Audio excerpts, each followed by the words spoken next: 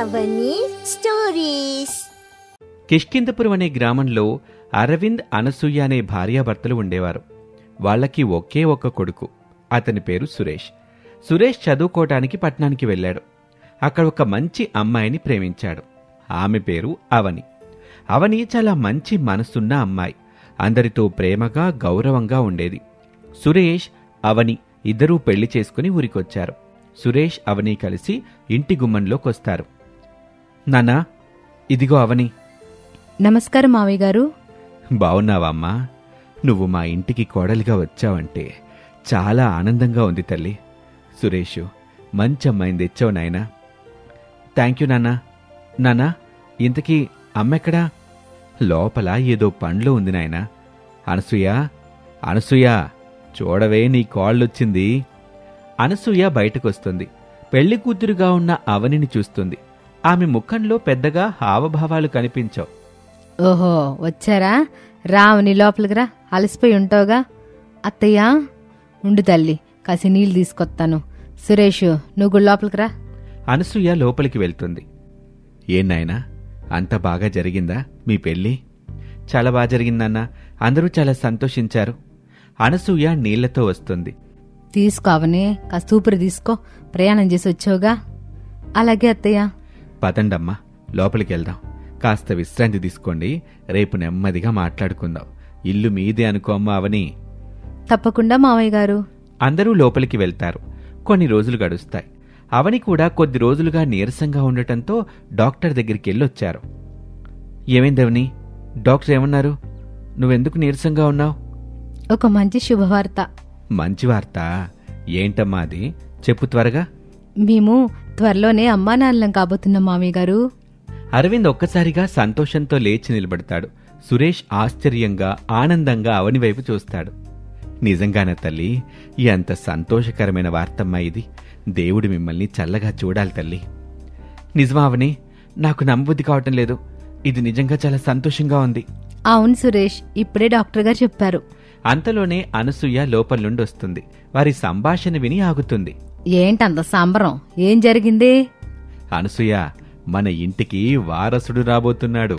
అవని ఇప్పుడు గర్భవతంట. అంత మంచి శుభవార్త చెప్పినా కూడా అనసూయ ముఖంలో పెద్దగా మార్పు కనిపించదు. కొంచెం నిశ్శబ్దంగానే ఉంటుంది. ఓహో, అలాగా, మంచిదే. అమ్మా, నువ్వేంటి అలా అంటున్నావు? నీకు సంతోషంగా లేదా? సంతోషంగానే ఉంది నాయనా. కాకపోతే ఇప్పుడు ఈ పనులన్నీ ఎవరు చేస్తారని కొంచెం ఆలోచన చేస్తున్నా. అవనీకైతే కష్టం కదా. అనసూయ, ఇదే మాట. ఇప్పుడు మనకి పుట్టబోయే బిడ్డ గురించి ఆలోచించాల్సింది పోయి ఇంటి పనుల గురించి ఆలోచిస్తున్నావా? నేను చూసుకుంటానుగా అన్నీ. కావాలంటే పని మనిషిని కూడా పెడదాం అవసరమైతే. అవనికి మాత్రం ఏ ఇబ్బంది కలగకూడదు. అవునమ్మా, అవని ఆరోగ్యం ఇప్పుడు మనకి చాలా ముఖ్యం. మిగతా విషయాలన్నీ తర్వాత చూసుకోవచ్చు. అవునత్తయ్య, ఆరోగ్యం బాగోలేకపోతే ఏ పని చేయలేం కదా. సరేలే, మీ ఇష్టం. జాగ్రత్తగా చూసుకున్న అమ్మాయిని. అరవిందు, సురేషు ఒకరినొకరు చూసుకుంటారు. అవని నెలలు నిండుతున్న కొద్దీ ఆమె శరీరం సహకరించకపోయినా తన అత్తగారికి ఇబ్బంది కలగకూడదని అనుకునేది. ఉదయం లేచినప్పటి నుండి ఇంట్లో అందరికీ కాఫీ, టిఫిన్ చేయటం, ఇల్లూడవటం, కడగటం, ఇలాంటి అన్ని పనులు చేసుకునేది. అనసూయ మాత్రం హాయిగా మంచం మీద పడుకొని టీవీ చూస్తూ ఉండేది. కోడలు కష్టపడుతున్నా కూడా ఆమెకు ఏమాత్రం జాలనిపించేది కాదు. ఏమే అవనే, ఆ ఉప్మా అయిపోయిందా? కొంచెం తీసుకురావే. అయిపోయింది అత్తయ్య గారు, ఇప్పుడే తీసుకొస్తాను. మావయ్య గారికి కూడా వెయ్యాలా? ఆయన నువ్వే అడుగుతావుగా. నాకు మాత్రం త్వరగా తీసుకురా, ఆ సీరియల్ టైం మొదలవుతుంది. అవని టిఫిన్ ప్లేట్లో వేసుకుని అనసూయకిస్తుంది. తర్వాత అరవింద్ కోసం టిఫిన్ సిద్ధం చేస్తుంది. ఏంటమ్మా అవని, ఏం చేస్తున్నావు? నేను కాఫీ తాగుదామని వచ్చాను. రండి మావయ్య గారు, టిఫిన్ కూడా రెడీ అయిపోయింది. మీకోసం కాఫీ పెడుతున్నాను. నువ్వెందుకమ్మా అంత కష్టపడుతున్నావు? కాస్త నీ ఆరోగ్యం కూడా చూసుకోవాలిగా. ఏం లేదులేండి మావయ్య గారు. అవని కాఫీ తీసుకుని అరవింద్కిస్తుంది. అనసూయ ఇంకా టీవీ చూస్తూనే ఉంటుంది. నడున్నొప్పి రావటంతో కాసేపు ఆగుతుంది. ఏమైందమ్మా, నొప్పిగా ఉందా? కొంచెం ఉంది. ఏమీ లేదు మావయ్య గారు. ఊరికే నాటకాలు వేయబాక, పని చేయాలని లేకపోతే చెప్పొచ్చుగా. అనసూయ, ఏంటలా మాట్లాడుతున్నావు? కడుపుతో ఉన్న అమ్మాయినట్ట అంటావా? కొంచెమైనా దయ ఉండాలి నీకు. నేనేమన్నాను? ఊరికి నొప్పి అంటది, పనులు తప్పించుకుందామని. అలా అని కాదత్తయ్య, నిజంగానే కొంచెం నొప్పిగా ఉంది. అవని, నువ్వవేమీ పట్టించుకోబాకు. కాసేపు కూర్చో అమ్మా, నేను చేస్తానులే మిగతా పనులన్నీ. నేనేదో అంటే అందరు కోపం వచ్చేసుద్ది. అరవింద్ బాధగా అవని వైపు చూస్తాడు. ఒకరోజు అవనికి కడుపులో భరించలేని నొప్పి మొదలవుతుంది. అవని కడుపు పట్టుకొని బాధతో మూలుగుతూ ఉంటుంది. ఆమె కళ్లల్లో నీళ్లు తిరుగుతున్నాయి. అనసూయ హాల్లో కూర్చొని టీవీలో సీరియల్ చూస్తూ ఉంటుంది. అత్తయ్య, అత్తయ్య, అనసూయ టీవీ చూస్తూనే ఉంటుంది. అత్తయ్య, నాకు కడుపులో చాలా నొప్పిగా ఉంది. ఏంటి అంత కేకలో? కాస్త ఊరుకో, సీరియల్ చూస్తున్నానుగా. ఎంత ముఖ్యమైన సీన్ నడుతుందో తెలుసా? లేదత్తయ్య గారు, నిజంగా చాలా నొప్పిగా ఉంది, భరించలేకపోతున్నాను. నొప్పి అంటే ఊరికే వస్తా పోతా ఉంటదే, కాసేపు పొడుకో తగ్గిపోద్దులే. నా సీరియల్ చూడటం అయిపోయాక చూస్తానేంటో ఆ నొప్పి. తొందర ఎందుకు? అత్తయ్య, ఒకసారి రండి. అవని బాధతో విలవిల్లాడుతూ ఉంటుంది. అనసూయ మాత్రం సీరియల్ చూడ్డంలో మునిగిపోయి ఉంటుంది. పక్కింటి లక్ష్మి అప్పుడే ఏదో పని మీద అటుగా వస్తుంది. అవని ఏడుపు విని లోపలికి తొంగి చూస్తుంది. అవని పరిస్థితి చూసి, అవని, ఏమైంది నీకు? అనసూయ గారు, అనసూయ గారు, ఒకసారి చూడండి అవనిని. లక్ష్మి గట్టిగా పిలవటంతో అనసూయ విసుగ్గా బయటకొస్తుంది. ఏంటి అంత అరుపులు? ఏం జరిగింది? చూడండి అనసూయ, అవని ఎంత బాధపడుతుందో. వెంటనే మీ ఆయనకి కబురు పెట్టండి, ఆసుపత్రికి తీసుకెళ్ళాలి. అదేం లేదులే, కాసేపట్లో తగ్గిపోయింది నొప్పది. ఊరికే కంగారు పడుతున్నారు. ఏంటి మీరెలా మాట్లాడుతున్నారు? కడుపుతో ఉన్న అమ్మాయి అట్లా బాధపడతా ఉంటే మీకు కొంచెం కూడా జాలి లేదా? నేను వెంటనే అరవింద్ గారికి ఫోన్ చేస్తాను. లక్ష్మి వెంటనే ఫోన్ చేసి అరవింద్కి విషయం చెప్తుంది. విషయం విన్న అరవింద్ కంగారుగా ఇంటికొస్తాడు. అనసూయ, ఏంటిది? ఎందుకు పట్టించుకోలేదు ఇంతసేపు? వెంటనే మనం ఆసుపత్రికి వెళ్దాం పదండి. నేనేం చేశాను? ఊరికే బాధపడుతుంది. మాట్లాడబాకు నువ్వు. పదమ్మావని, నేను ఆసుపత్రికి నేను తీసుకెళ్తాను. అరవింద్ వెంటనే ఆమెను ఆసుపత్రికి తీసుకువెళ్తాడు. డాక్టర్లు వెంటనే చికిత్స చేయటం వల్ల అవనికి ప్రాణాపాయం తప్పుతుంది. సురేష్ ఊరి నుంచి రాగానే జరిగిన విషయం తెలుసుకున్నాడు. నాన్నా, అవనికి ఎలా ఉంది ఇప్పుడు? నేను చాలా కంగారు పడ్డాను. వచ్చావా సురేష్? అవనికిప్పుడు బానే ఉందిరా. డాక్టర్లు ప్రాణాపాయం తప్పిందన్నారు. అవని, నువ్వు బానే ఉన్నావా? ఎందుకు ఇలా జరిగింది అసలు? నేను బానే ఉన్నానండి, ఇప్పుడంతా బానే ఉంది. అమ్మెక్క నాన్నా, నేను అమ్మతో మాట్లాడాలి. లోపలుంది నాయనా, కాస్త శాంతంగా మాట్లాడు. తను కూడా బాధపడుతుంది ఇప్పుడు. సురేష్ లోపలికి వెళ్తాడు. అనసూయ ఒక మూలన దిగులుగా కూర్చుని ఉంటుంది. అమ్మా, నీకు కొంచెమైనా బుద్ధుందా? అవని కడుపుతో ఉంది. అంత బాధపడుతుంటే నువ్వేం చేస్తున్నావు? కనీసం పట్టించుకోనేనే లేదా? నాయనా, నన్ను క్షమించరా. నిజంగా నాకు దాని తీవ్రత తెలియలేదురా. సీరియల్ చూస్తా ఉండిపోయాను. నాదే తప్పురా. తప్పు చేసావని నీకిప్పుడు తెలుస్తుందా అమ్మా? కొంచెం ఆలస్యంగా తెలిసింది. ఒకవేళ అవనికి ఏమైనా జరిగితే పరిస్థితి ఏమయ్యేదమ్మా? నాకు చాలా భయం వేసిందిరా. తర్వాత లక్ష్మ ఆంటీ వచ్చి తిట్టాక నాకు బుద్ధి వచ్చింది. నా నిర్లక్ష్యం వల్ల ఏదో జరిగిందని తెలుసుకున్నా. నాన్న నీకెంత చెప్పినా వినవమ్మా. అప్పుడే అరవింద్ కూడా లోపలికి వస్తాడు. సురేష్, కాస్త నెమ్మదించరా. అనసూయ తన తప్పును తెలుసుకుందిగా, ఇందాకటి నుంచి బాధపడుతుందిలే. కాని అమ్మా, ఇంకెప్పుడు ఇలా మాత్రం ఉండకు. తప్పకుండా నాయన, ఇకపై నేను అవన్నీ కంటి రెప్పలా చూసుకుంటా. తనకేం కష్టం రాకుండా చూసుకుంటాను. నన్ను క్షమించి నాయనా. పర్వాలేదులే అత్తయ్య, జరిగింది మర్చిపోండి. అందరం కలిసి సంతోషంగా ఉందాం. నువ్వు చాలా మంచిదానివమ్మా. అదిగో, ఇప్పుడైనా మంచి మాట మాట్లాడావు. అవని కొన్ని రోజులకి ఒక అందమైన మగబిడ్డని కంటుంది. ఆ ఇంట్లో మళ్లీ సంతోషం నిండిపోయింది. అనసూయ తన మనవన్ని ఎత్తుకుని మురిసిపోతుంది. ఎంత బాగున్నాడో నా మనవడో. అచ్చో నా కొడుకులాగే ఉన్నాడు. కళ్ళు చూడండి ఎంత పెద్దగా ఉన్నాయో. అవునవును. తీసుకో తల్లి, కాసేపు నువ్వు కూడా చూసుకో. నాకైతే కళ్ళు తిప్పుకోబుద్ది కావట్లేదు. చాలా ముద్దుగా ఉన్నాడు కదండి. మనోడికి పేరేం పెడదాం ఆలోచించారా మీరేమైనా? ఇంకా ఏమనుకోలేదు నాన్న, అందరం కలిసి మంచి పేరు పెడదాం. నాకైతే ఓ పేరు గుర్తొచ్చింది. ముద్దుగా చింటూ అని పిలుచుకుందాం. బాగుంది అత్తయ్య, కానీ అసలు పేరు కూడా మంచిగా ఉండాలి కదా. ఈ మనవణ్ణి చూస్తుంటే నా జన్మ ధన్యమైపోయినట్టు అనిపిస్తుంది. ఇంతకాలం నేను ఎంత పొరపాటు చేశాను ఇప్పుడు తెలుస్తుంది. అవని వచ్చిన తర్వాతే ఈ ఇంట్లో నిజమైన సంతోషం వచ్చింది. అలా అనకండి అత్తయ్య. బాబుకి పాలు పట్టాలిగా. అనసూయ, నువ్వు కూడా బయటికిరా. అప్పట్నుంచి ఆ కుటుంబం ఒకరికొకరు సహాయం చేసుకుంటూ ప్రేమగా జీవితాన్ని కొనసాగిస్తారు. ఈ కథ ద్వారా మనం తెలుసుకోవాల్సిన నీతేంటంటే, మన స్వార్థం, మన బద్ధకం వల్ల ఇతరులు ఇబ్బంది పడకూడదు. అందరినీ ప్రేమగా చూసుకోవటం, సహాయం చేసుకోవటం చాలా ముఖ్యం. మన తప్పు తెలుసుకొని మారితే అందరూ సంతోషంగా ఉంటారు. అవనికి ఇంట్లో పని చేయటం అంటే అస్సలిష్టం ఉండదు. అందుకే ప్రతిరోజు కూడా ఏదో ఒక సాకు చెప్పి తప్పించుకుంటూ ఉంటుంది. అలా రోజులు గడుస్తూ ఉండగా తనకి పెళ్లి సంబంధం కుదురుతుంది. ఇక అప్పుడే అవని తనకి కాబోయే అత్తగారైన శాంతమ్మతో మాట్లాడాలి అనుకుంటుంది. అందరూ ఆశ్చర్యపోతారు. తల్లి చెవిలో గుసగుసలాడుతూ ఇలా అంటుంది, ఏంటే అందరు అబ్బాయితో మాట్లాడాలంటారు, నువ్వేంటి విచిత్రంగా అత్తగారితో మాట్లాడాలంటున్నావు? నీకేం తెలీదులే, ఊరుకో అని ఆమెతో అంటూనే అత్తగారితో మాట్లాడాలని పక్కకు పిలుస్తుంది. అత్తగారితో మాట్లాడుతూ ఇలా అంటుంది, చూడండి కాబోయే అత్తగారు, మా అమ్మగారు మీతో ఎన్నో మాటలు చెప్పే ఉంటారు.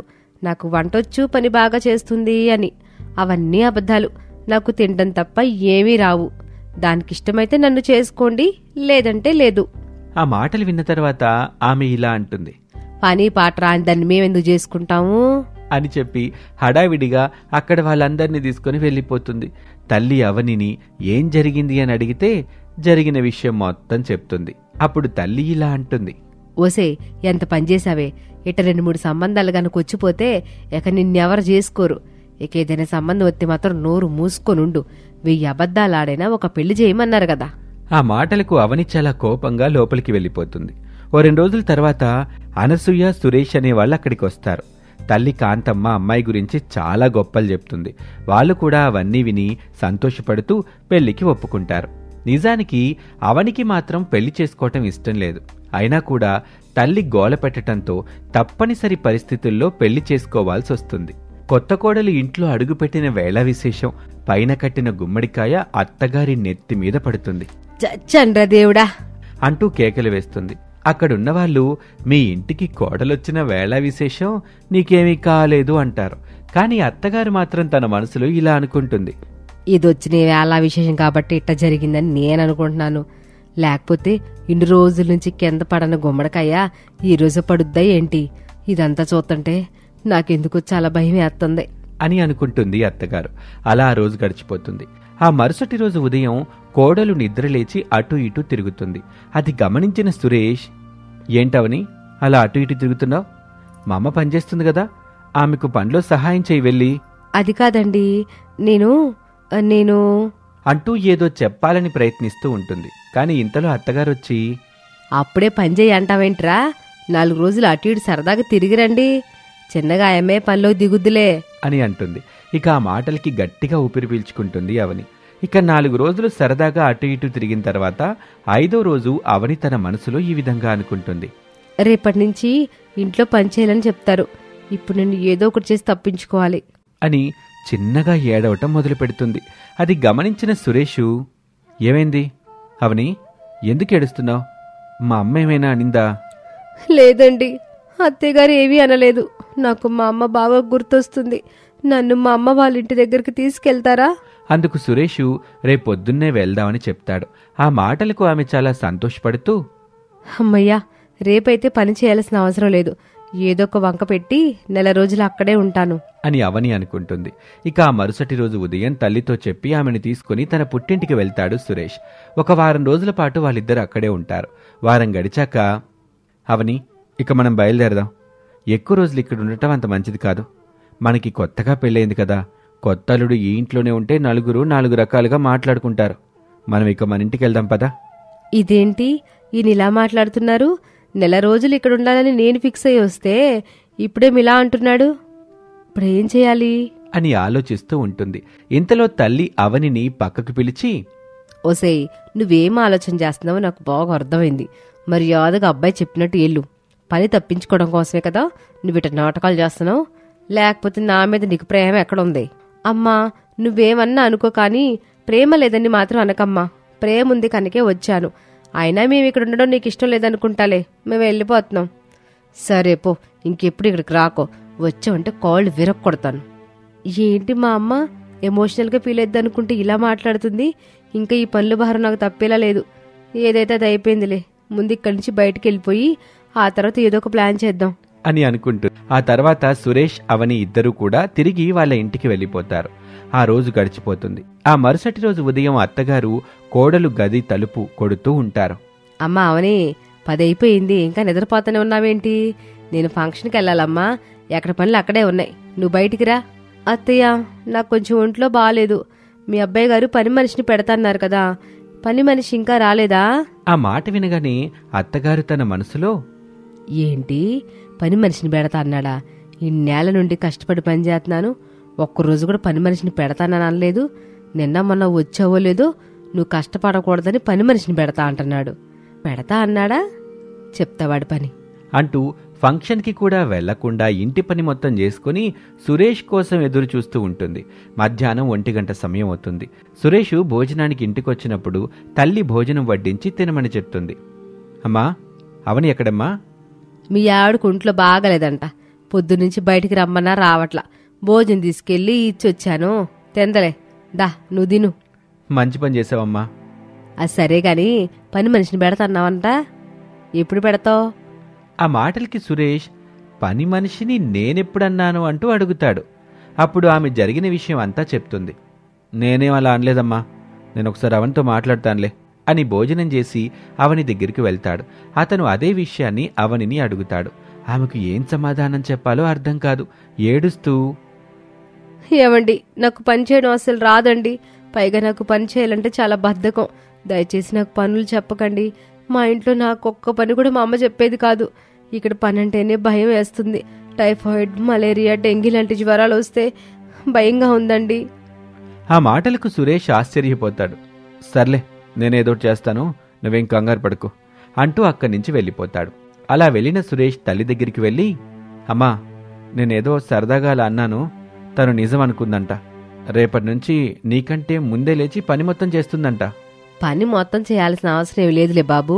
కొంచెం ఉదయమే లేచి దీపం పెట్టి అందరికి టిఫిన్లు వంట చేసి పెడితే చాలు. ఇక మిగిలిన పనులు నేనే చేస్తాను. సర్లేమ్మా, నువ్వు చెప్పావు కదా, చేస్తుందిలే అని అంటాడు సురేష్. ఆ రోజు గడిచిపోతుంది. ఆ మరుసటి రోజు ఉదయం సురేష్ చీర చుట్టుకొని ఇంటి పనులు మొత్తం చకచకా చేస్తూ ఉంటాడు. పనులన్నీ మొత్తం పూర్తయిపోయిన తర్వాత ఏమీ తెలియనట్టుగా వెళ్ళి పడుకుంటాడు. అత్తగారు ఉదయాన్నే నిద్రలేచి చూసేసరికి ఇంటి పనులన్నీ చేసుండటంతో, నా కోడలు బంగారం, ఇంటి పనులన్నీ చేస్తుంది, వంట కూడా సిద్ధం చేసేసింది అని ఎంతగానో మెచ్చుకుంటుంది. ఇక ఇంటి పనుల గురించి సురేష్ తన భార్యకు చెప్తాడు. అదంతా విన్న ఆమె నవ్వుకుంటూ, చీర కట్టుకొని చేయడం ఎందుకండి, నార్మల్గా చేయొచ్చు కదా. పొరపాటును గాని మా అమ్మ గనక చూసిందంటే ఇంకో పెద్ద పంచాయతీనే పెడుతుంది. నిన్ను మీ అమ్మని తిట్టిన తిట్టు తిట్టకుండా తిడుతుంది. మీ అమ్మ అన్ని పనులు వచ్చు అని నమ్మించి మోసం చేసి పెళ్లి చేసింది కదా మరి. అవన్నీ నాకు తెలుసు, నేను మీకు చెప్పాలనుకున్నాను కానీ చెప్పలేకపోయాను. సర్లే, జరిగిందేదో జరిగిపోయిందిలే గాని కొన్ని రోజుల పాటు ఇలాగే చేద్దాం. తర్వాత నువ్వు నిదానంగానైనా పనులన్నీ నేర్చుకోవాలి. ఇలా బద్ధకంగా ఉంటే మాత్రం అస్సలు బాగోదు, సరేనా? అందుకు తాను సరే అంటుంది. ఇక ప్రతిరోజు సురేష్ నిద్రలేచి చీర కట్టుకుని పనులన్నీ చేస్తూ ఉంటాడు. అలా ఉండగా ఒకరోజు అత్తగారు కోడలికి సహాయం చేద్దామని పొద్దున్నే నిద్రలేస్తుంది. సురేష్ వెనక్కి తిరిగి ఉంటాడు. అతను చాలా భయపడిపోతూ ఉంటాడు. అమ్మ అవని, ఏమైనా పని ఉంటే చెప్పమ్మ, చేస్తా నేను కూడా అని అడుగుతుంది. సురేష్కి ఏం మాట్లాడాలో అర్థం కాదు. అత్తగారు పదే పదే పిలిచినా పలకడు. ఇక అనుమానం వచ్చి, ఏంటి ఇన్నిసార్లు పిలుతున్నా పలకవో అంటూ చీరని పట్టుకొని లాగుతుంది. ఇక అక్కడున్న కొడుకుని చూసి ఆశ్చర్యపోతుంది. ఓరే సురేషు, ఏంట్రా ఇదంతా? ఇక అప్పుడు సురేష్ జరిగిన విషయం మొత్తం చెప్తాడు. ఆ మాటలు విన్న తల్లి, ఒరేయ్, మీ ఆవిడికి పనులు రాక పనిచేయడం లేదురా, పని దొంగ. మీ అత్తగారు పెళ్ళైన తర్వాత నాకు అంతా చెప్పింది. పనులు చేస్తుంటే వాళ్ళమ్మ చెప్పింది అబద్ధమేమో అనుకున్నాను. ఇప్పుడు నిజమేంటో తెలిసింది. ఆయన నువ్వేంట్రా ఇట్ట పెళ్ళం చేత ఆట బొమ్మలా తయారవుతాను అసలు అనుకోలేదు నేను. 2 తన్నైనా సరే దాన్ని నడ్డొంచి పని చేయించు, లేదా నేను చేయిస్తాను. ఆ మాటలన్నీ దూరం నుంచి అవని వింటుంది. ఇక నా ఆటలు సాగేలా లేవు, సచ్చినట్టు పని చేయాల్సిందే. మా ఆయన ఇంత తొందరగా దొరికిపోతాడని అస్సలు అనుకోలేదు. ఇక నేను చేసేదేమీ లేదు అని అనుకుంటుంది. ఇక ఆ మరుసటి రోజు నుంచి అత్తగారు స్వయంగా దగ్గరుండి కోడల్ని నిద్రలేపి ఇంట్లో పనులన్నీ చేయిస్తూ ఉంటుంది. అవని కూడా చేసేదేమీ లేక చచ్చినట్టు ఇంట్లో పనులన్నీ చేస్తుంది.